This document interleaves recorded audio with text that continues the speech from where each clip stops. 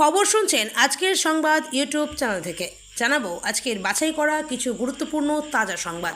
খবরের শুরুতেই দেখে নেব আজকের সংবাদ শিরোনাম। শুভাংশু মহাকাশ ছুতেই আবেগে ভাসল দেশ, চোখে জল মায়ের। ৪১ বছর পর তৈরি হলো নয়া ইতিহাস।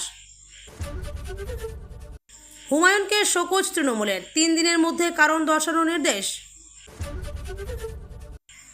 লাইসেন্স পেয়েছে স্টারলিংক, বাজারে আসার আগেই আসল খেলা খেলে দিল মুকেশ আম্বানির জিও।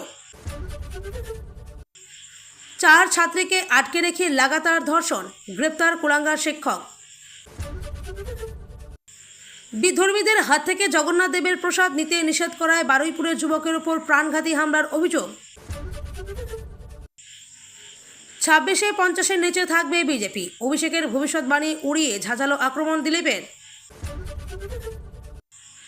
নবম শ্রেণী ফেল রিঙ্কু সিং হলেন বিইও, জেনে নিন কত বেতন পাবেন এবং কী দায়িত্ব থাকবে। রাজ্য সরকারি কর্মচারীদের জন্য দারুণ সুখবর, 1 জুলাই অর্ধদিবস ছুটি ঘোষণা।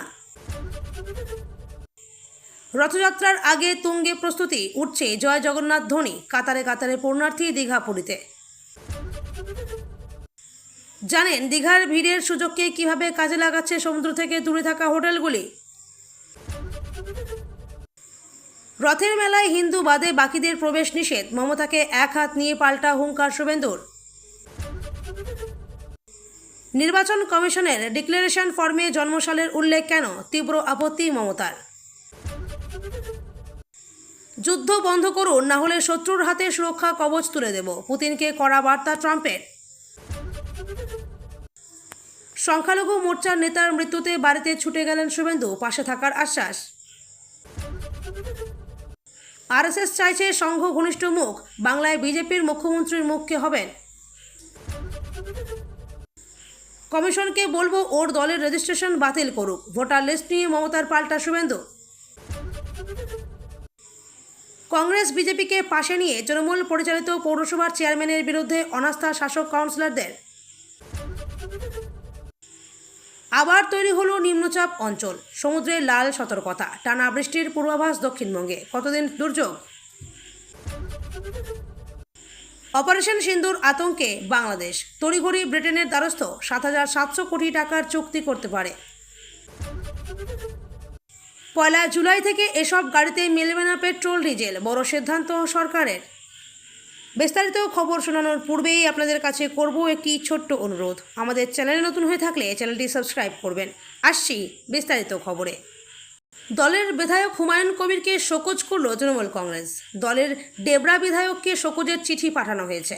বৃহস্পতিবার শোকজের চিঠি ওই বিধায়ককে পাঠিয়ে 3 দিনের মধ্যে জবাব দেওয়ার নির্দেশ দেওয়া হয়েছে। নদিয়ার কালীগঞ্জ বিধানসভা কেন্দ্রের উপনির্বাচনের ফলাফল ঘোষণার দিন একটি দুঃখজনক ঘটনা ঘটে, মৃত্যু হয় এক নাবালিকার। দলের সঙ্গে কোনো আলোচনা না করেই ওই নাবালিকার বাড়িতে গিয়েছিলেন ডেবরার বিধায়ক। অভিযোগ ওঠে মৃত ওই নাবালিকার মায়ের হাতে টাকার খাম তুলে দিয়ে চেয়েছিলেন তিনি। এই নিয়ে সরগরম হয় রাজ্য রাজনীতি। বিধায়কের ওইভাবে দলকে না জানিয়ে ওই মৃত নাবালিকার বাড়িতে যাওয়া নিয়ে ক্ষুব্ধ তৃণমূল কংগ্রেস।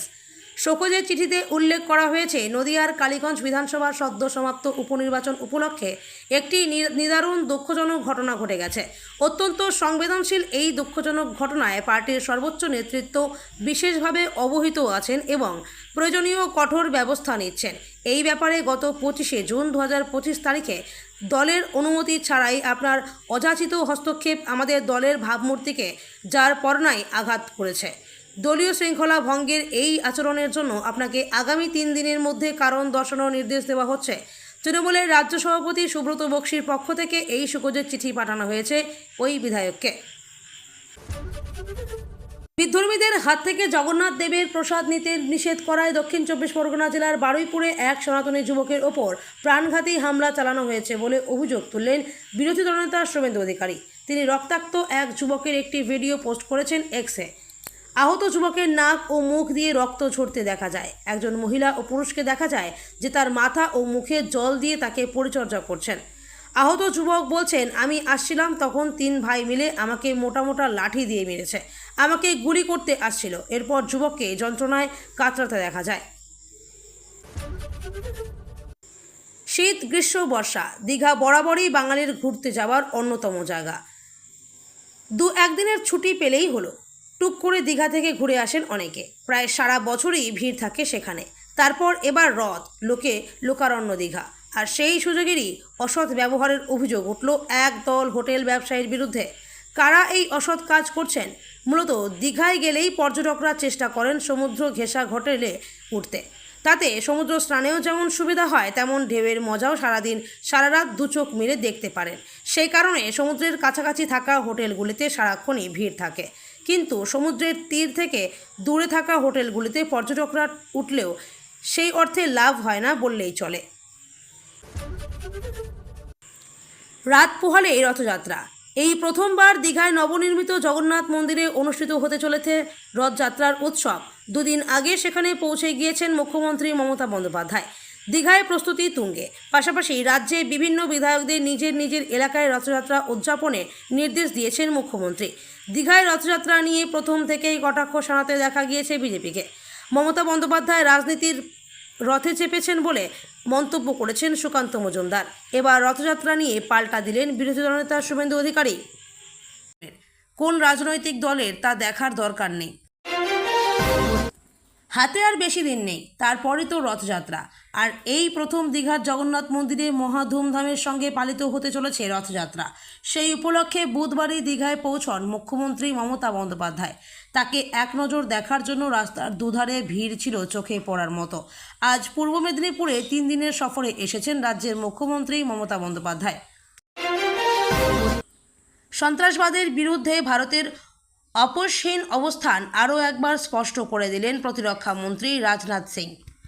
সাংহাই কোঅপারেশন অর্গানাইজেশনের প্রতিরক্ষা মন্ত্রীদের সম্মেলনে যোগ দিতে চীনের কিনডাও এসে তিনি এক বিস্ফোরক পদক্ষেপ নিয়েছেন। জেনে গেছে, সম্মেলনের একটি নথিতে সই করতে অস্বীকার করেছেন তিনি, কারণ ওই নথিতে সন্ত্রাসবাদ নিয়ে ভারতের কঠোর অবস্থানকে দুর্বল করার চেষ্টা করা হয়েছিল। সূত্রের খবর অনুযায়ী এই নথির কিছু শর্ত ভারতের দীর্ঘদিনের সন্ত্রাস বিরোধী নীতির পরিপন্থী ছিল। আর তাই ভারতের প্রতিরক্ষা মন্ত্রীর সেই নথিতে স্বাক্ষর না করার সিদ্ধান্ত নেন, যা আন্তর্জাতিক মঞ্চে দেশের দৃঢ়তা প্রমাণ করবে। প্রায় 1 বছর হতে চলল গত বছরের 9 আগস্ট আরজিকর হাসপাতালে জরুরি বিভাগের 4 তলার সেমিনার রুম থেকে উদ্ধার হয়েছিল তরুণী চিকিৎসক পড়ুয়ার মৃতদেহ। 10 মাস পর আরজিকরের ঘটনাস্থল দেখার আর্জি জানিয়ে কলকাতা হাইকোর্টের দ্বারস্থ হয়েছিলেন নির্যাতিতার পরিবার।